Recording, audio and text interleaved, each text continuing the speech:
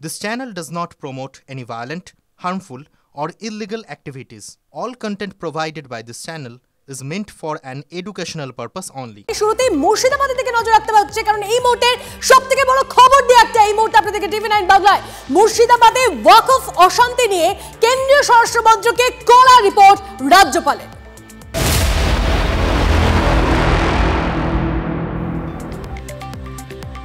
রিপোর্টে কি রয়েছে বলা হচ্ছে, পরিস্থিতি খারাপের দিকে গেলে রাষ্ট্রপতি শাসনের সুপারিশ, পূর্ব পরিকল্পিত হামলা, স্থানীয় পুলিশ প্রশাসনের ব্যর্থতার উল্লেখ করে রিপোর্ট রাজ্যপালের। তন্ময় প্রামাণিক আমাদের সহকর্মী আমাদের সঙ্গে রয়েছে নিউজ রুম থেকে। তন্ময়ের সঙ্গে এই বিষয়টা নিয়ে কথা বলবো এবং আরো ডিটেইলসে জানবো যে সেই রিপোর্টে ঠিক কি কি বলা হয়েছে এবং কোন দিকে যাচ্ছে গোটা পরিস্থিতি। দেখো, বলা চলে একটা সাংবিধানিক চ্যালেঞ্জ রয়েছে এই জায়গাতে, কারণ রাজ্যপাল যে রিপোর্ট দিয়েছেন বলে সূত্র মারফত জানা যাচ্ছে, সেখানে তিনি বলেছেন যে পরিস্থিতি আরো খারাপের দিকে গেলে রাষ্ট্রপতি শাসনের সুপারিশ করা হতে পারে। অর্থাৎ রাষ্ট্রপতি শাসন কিন্তু বুঝে নিতে হবে যে শুধু মুর্শিদাবাদ বা মালদা বা পার্টিকুলার কোনো একটা জায়গাতে কখনো করা যায় না, করলে তা গোটা রাজ্যে করতে হয়, অন্তত সংবিধানের নিয়ম অনুযায়ী। তাহলে কি মুর্শিদাবাদ বা মালদা এখানকার ঘটনা নিয়ে হাতিয়ার করে রাজ্যপাল যে রিপোর্ট দিচ্ছেন, ভবিষ্যতে সেরকম কোনো ইঙ্গিত রয়েছে? ফলে একটা সাংবিধানিক সংকট তৈরি হতে পারে সেই সম্ভাবনাও রয়েছে, যেটা একটু আগে অধীর চৌধুরীও বলেছেন যে এইভাবে কখনো 356 বা 355 করা যায় না। 2 নম্বর, রাজ্যপালের রিপোর্টের সবচেয়ে গুরুত্বপূর্ণ অংশ যেটা, সেটা হচ্ছে লোকাল যে অ্যাডমিনিস্ট্রেশন এবং যে আইন শৃঙ্খলা তা সম্পূর্ণরূপে ব্যর্থ।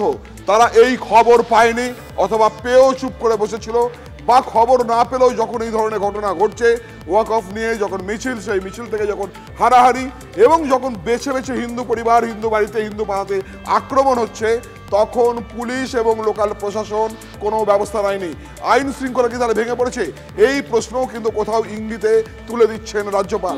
3 নম্বর বিষয়, যে স্থানীয়রা যুক্ত নাকি বাইরে থেকে যুক্ত, প্রশাসন কি করছিল, অর্থাৎ প্রশাসনের যৌক্তিকতা নিয়ে, তাদের কাজকর্ম নিয়ে ফের তিনি সেই প্রশ্ন তুলে দিয়েছেন। মুখ্যমন্ত্রী যখন মুর্শিদাবাদে যাচ্ছেন সফরে, সেখানে অ্যাডমিনিস্ট্রেটিভ বৈঠক হবে, অর্থাৎ প্রশাসনিক বৈঠক হবে, এবং যে জায়গায় ঘটনা ঘটেছিল জাফরাবাদ, শামসেরগঞ্জ, ধুলিয়ান, সেখানে আমরা জানতে পারছি যে মুখ্যমন্ত্রী যাওয়ার একটা সম্ভাবনা রয়েছে। ঠিক তার আগে রাজ্যপালের এমন একটা রিপোর্ট স্বরাষ্ট্র মন্ত্রকে পৌঁছাচ্ছে, যেখানে বেশ কিছু সুপারিশ রয়েছে, যেখানে বেশ কিছু রাজ্যের আইন শৃঙ্খলা, পুলিশ এবং প্রশাসনের দিকে আঙুল তুলে কতগুলো পয়েন্ট তিনি লিখে দিচ্ছেন। ফলে কোথাও একটা লড়াই আবার শুরু হলো রাজভবনের সঙ্গে নবান্নের। বেশ, অনেক ধন্যবাদ তন্ময় তোমাকে। আর এই নিয়ে ভরতপুরের তৃণমূল বিধায়ক হুমায়ুন কবির কি বলেছেন শোনাবো আপনাদের। আমার মনে হয় এটা রাজনৈতিক উদ্দেশ্যে প্রণোদিত, কারণ বাংলার প্রশাসনে এখন পর্যন্ত বিক্ষিপ্ত 2-1টি ঘটনা ছাড়া 356 বা 355 কোনোটাই লাগু করার মতো পরিস্থিতি নেই। এবার আপনাদের শোনাবো অধীর রঞ্জন চৌধুরী, যিনি মুর্শিদাবাদের কংগ্রেসের নেতা, প্রাক্তন প্রদেশ কংগ্রেসের সভাপতি এবং প্রাক্তন সাংসদ বহরমপুরের। তিনি কি বলছেন, যেখানে খোদ তারই জেলার এই অশান্তির ঘটনার পরিপ্রেক্ষিতে এই রিপোর্ট এসেছে সামনে। কি বলছেন তিনি শুনুন। গাড়ি করার মতো কোনো পরিস্থিতি নেই, কনস্টিটিউশনাল অথরিটি ভেঙে পড়েনি এখানটায়। রাজ্যপাল বলতে চাইছে এখানে 355 এর কথা বলতে পারতো, আমার মনে হয়, আমি যতটুকু বুঝি আর কি। রাজ্যপাল সবই বোঝেন যে 356 এইভাবে হয় না, তবুও তিনি বলছেন কাউকে খাতির করার জন্য, খুশি করার জন্য। এগুলো করে কোনো লাভ হয় বলে আমি বিশ্বাস করি না। যখন প্রাক্তন কংগ্রেসের সাংসদ, যিনি মুর্শিদাবাদের নেতা, তিনি বলছেন যে কাউকে খাতির করার জন্য রিপোর্ট দিয়েছেন রাজ্যপাল। আর সেরকমই একই রকম সুর শাসক দলের গলাতেও। কুণাল ঘোষের প্রতিক্রিয়া আপনাদের শোনাবো। তারাও বলছেন এর পেছনে রাজনৈতিক উদ্দেশ্য আছে। কি বলছেন শুনুন। যে ওই সীমান্তবর্তী এলাকায় সীমান্ত রাখার দায়িত্ব তাদের স্বরাষ্ট্র মন্ত্রকের, বিএসএফ এর। যদি ওপাশ থেকে এপাশে হামলাকারীরা ঢুকে উস্কানি দেয় বা অনুপ্রবেশকারী ঢোকে, এই দায়িত্ব বিএসএফ এর, যেটা দেখেন অমিত শাহ। ফলে রাজ্যপালের সুপারিশে থাকা উচিত ছিল যে বিএসএফকে, যারা নিজেদের দায়িত্ব সীমান্ত রেখা থেকে 15 কিলোমিটারের বদলে 50 কিলোমিটার করে নিয়েছে, তাদের সঠিক দায়িত্ব পালন করতে হবে।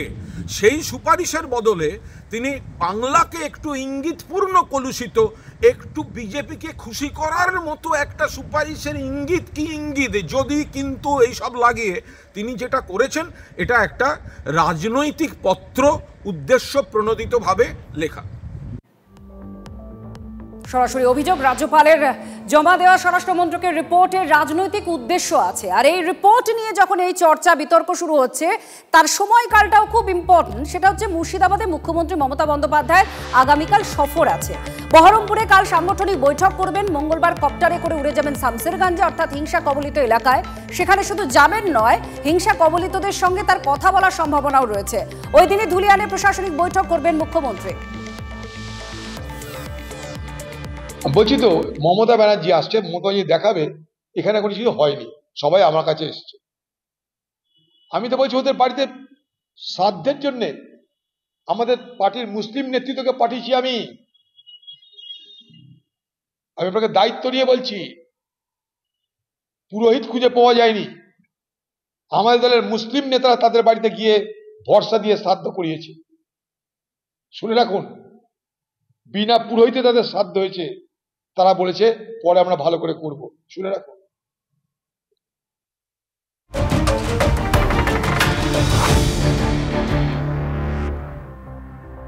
এদিকে আতঙ্কে শামশেরগঞ্জে জাফরাবাদের নিহত বাবা ছেলের পরিবার। আপনাদেরকে জানিয়ে রাখি, ভয়ে সল্টলেকে আশ্রয় নিলেও সেখানেও পুলিশি অত্যাচারের অভিযোগ। শুভেন্দু অধিকারীর বাড়িতে জাফরাবাদের নিহত বাবা ছেলের পরিবার, এমনটাই জানা যাচ্ছে।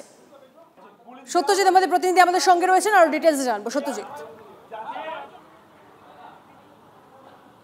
না একেবারেই সকালে যে ছবি আমরা দেখিয়েছিলাম, যে সল্টলেকের এক বিজেপি কর্মীর বাড়িতে আশ্রয় নিয়েছিল এই শামশেরগঞ্জে নিহত দুজনের বাড়ির আত্মীয়রা, তারপরেই পুলিশ আসে এবং তার পরবর্তীতে দেখা যায় যে সেখানে পুলিশি হানায় যথেষ্ট আতঙ্কিত হয়ে পড়েন এবং বিজেপি নেতারা সেখানে উপস্থিত হয়েছিলেন এবং তাদেরকে সেখান থেকে নিয়ে এসে শুভেন্দু অধিকারীর সল্টলেকের এই বাড়িতে তাদেরকে রাখা হয়েছে। আমি সেই বাড়ির সামনে দাঁড়িয়ে আছি এবং ভিতরে তারা এই মুহূর্তে সেখানে ভিতরে বসে রয়েছেন এবং যারা আইনজীবী বেশ কয়েকজন আছেন তাদের সঙ্গে তারা কথা বলছেন। আর কিছুক্ষণের মধ্যেই তারা একটি লিখিত অভিযোগ করবেন। পাশাপাশি আরও জানা যাচ্ছে যে মহিলা কমিশনের পক্ষ থেকে একটি প্রতিনিধি দল তারা আসছেন এবং তাদের সঙ্গে কথা বলবেন। অর্থাৎ আজকে পুলিশ যেভাবে তাদের সঙ্গে যে ব্যবহার করেছে, যে পরিস্থিতি তৈরি হয়েছিল, সেই পরিস্থিতি বিষয়ক মহিলা কমিশনের যারা সদস্যরা আছেন তাদের সঙ্গে তারা সেই অভিযোগ জানাবেন। পাশাপাশি সোমবার হাইকোর্টে তারা লিখিত অভিযোগ জানাবে। এই মুহূর্তে ছবিটা দেখাবো যে ইতিমধ্যেই কিন্তু মহিলা কমিশনের পক্ষ থেকে যে বিশেষ প্রতিনিধি দলের কথা বলছিলাম যে তারা আজকের আসার কথা আছে, তারাই কিন্তু ইতিমধ্যেই পৌঁছে গেছেন শুভেন্দু অধিকারীর বাড়িতে এবং নিহতদের পরিবারের যে সকল মহিলা সদস্যরা রয়েছেন একটু সত্যজিৎ, একটু অর্চনা মজুমদার মহিলা কমিশনের সদস্য, তার সঙ্গে একটু কথা বলো প্লিজ। তিনি এই মুহূর্তে শুভেন্দু অধিকারীর বাড়িতে ঢুকে গেছেন। তিনি যতটুকু জানালেন যে যারা আছেন তাদের সঙ্গে তরফ থেকে কথা বলা হচ্ছে। এটা এই ঘটনা আপনারা যে ছবিও দেখতে পাচ্ছেন, যে ভীত সন্ত্রস্ত জাফরাবাদের নিহত বাবা ছেলের পরিবারের সদস্যরা তারা আশ্রয় নিয়েছিলেন সল্টলেকে একটা বাড়িতে। সেখানে মুর্শিদাবাদ থেকে আজকে পুলিশ যায়, তাদের সঙ্গে কথা বলার চেষ্টা করে, কিন্তু দরজা ভেঙে ফেলা হয় এমনটা অভিযোগ। আর তার মধ্যে বিজেপির কর্মী আর নেতাদের দেখা যায় তারা এটা নিয়ে অত্যন্ত প্রতিবাদ করতে থাকেন যে কিডন্যাপ করার চেষ্টা করা হচ্ছে, অপহরণ করার চেষ্টা করা হচ্ছে, এই অভিযোগ তোলেন। আর তার মধ্যেই আপনাদের জানায় যে শামশেরগঞ্জের জাফরাবাদের এই যে নিহত বাবা ছেলের পরিবারের ওপরে যে অত্যাচারের অভিযোগ করা হচ্ছে, সেই অভিযোগ ক্রমাগত চড়া হচ্ছে, বিতর্ক তীব্র হচ্ছে। কারণ মহিলা কমিশনের সদস্যরা তাদের সঙ্গে কথা বলার জন্য এবার প্রবেশ করেছেন আর পরিবারের লোকজন আছেন শুভেন্দু অধিকারীর বাড়িতে।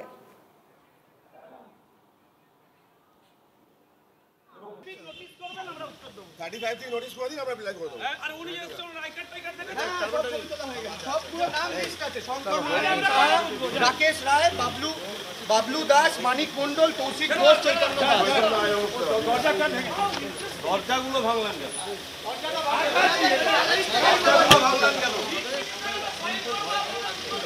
দরজাগুলো ভাঙলেন কেন?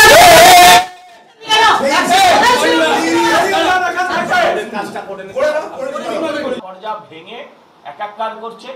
মুর্শিদাবাদ থেকে পুলিশও এসে গিয়েছে। মুর্শিদাবাদ থেকে কি নাম তার?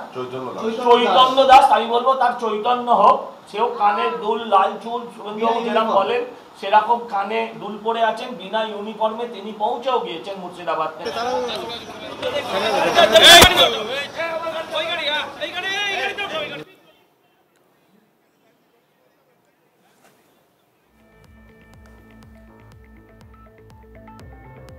শামশেরগঞ্জে জাফরাবাদে নিহত বাবা ছেলের পরিবারের উপর সল্টলেকে পুলিশি অত্যাচারের অভিযোগ।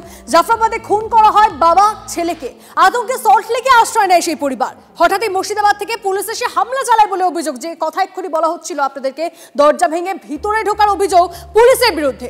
ঘটনাস্থলে বিজেপির নেতারা পুলিশের সঙ্গে বাদানুবাদ হয় এমনটাই খবর পাওয়া যাচ্ছে। আরো একবার আপনাদেরকে জানিয়ে রাখি, ইতিমধ্যেই যে খবর পাওয়া যাচ্ছে এবং সেই এলাকার ছবিটা আপনাদেরকে দেখাচ্ছিলাম যে ইতিমধ্যেই সেখানে মহিলা কমিশনের এসে পৌঁছেছে। জাফরাবাদে নিহত বাবা ছেলের পরিবার, তারা এখন আশ্রয় নিয়েছেন শুভেন্দু অধিকারী সল্টলেকের বাড়িতে। মুর্শিদাবাদ থেকে পুলিশ এসে সকালে তাদের সঙ্গে দেখা করতে চায়। কোনো রকমভাবে যারা শরণার্থী ছিল তারা পুলিশের সঙ্গে দেখা করতে না চাইলে পুলিশ জোরপূর্বক বাড়ির এই দরজা ভেঙে ভিতরে প্রবেশ করে এবং তারপরেই বিজেপির কর্মকর্তারা উপস্থিত হয়ে পুলিশের সঙ্গে ব্যাপক বাদানুবাদে জড়িয়ে পড়ে। মুর্শিদাবাদের পুলিশ এবং বিধাননগরের পুলিশরা এসে যে ঘটনা ঘটিয়েছিলেন তাতে করে আতঙ্ক এই বাড়ির মালিকও।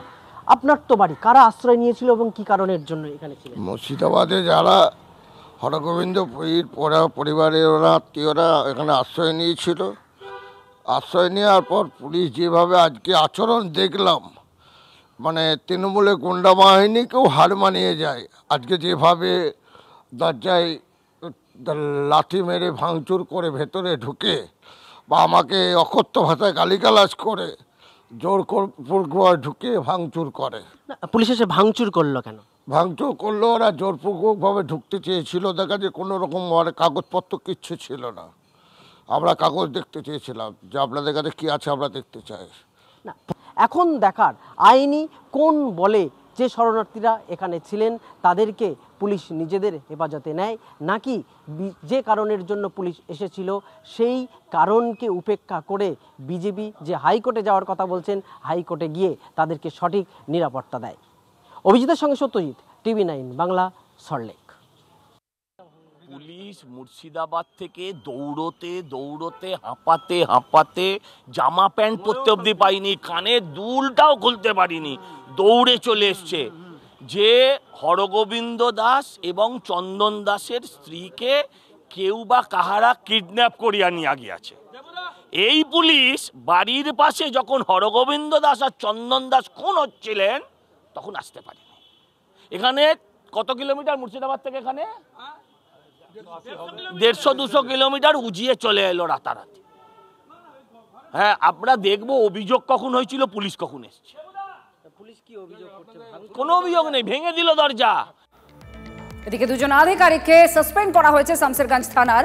সাসপেন্ড করেছে জঙ্গিপুর জেলা পুলিশ। মুর্শিদাবাদের হিংসার সময় ভারপ্রাপ্ত ওসি শিবপ্রসাদ ঘোষ এবং সাব ইন্সপেক্টর মর্যাদার অফিসার জালালউদ্দিন আহমেদকে অনির্দিষ্টকালের জন্য সাসপেন্ড করেছে জঙ্গিপুর জেলা পুলিশ।